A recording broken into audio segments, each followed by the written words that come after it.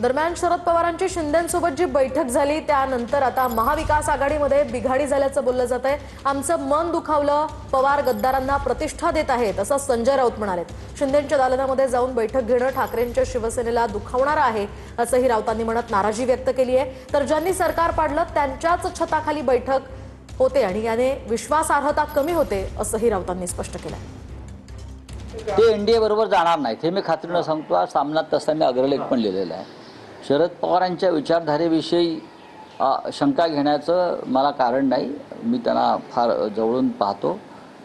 पण कालच्या कृतीविषयी मात्र शिवसेना ही, ज्याला तुम्ही इंग्रजीमध्ये म्हणता की अस्वस्थ झाली। तुम्ही काय महाराष्ट्राला दाखवताय? तुम्ही गद्दारांना प्रतिष्ठा देताय। गद्दारांना प्रतिष्ठा द्यायची असेल तर मग तुमच्या पक्षात जी बेईमानी झाली त्याच्याविषयी बोलण्याचा अधिकार नाही। आम्ही आमच्या गद्दारांविरुद्ध लढतो आहोत ना, आणि तुम्ही त्यांना प्रतिष्ठा कशाला देताय? मग आम्हाला हे मनाला लागलेली गोष्ट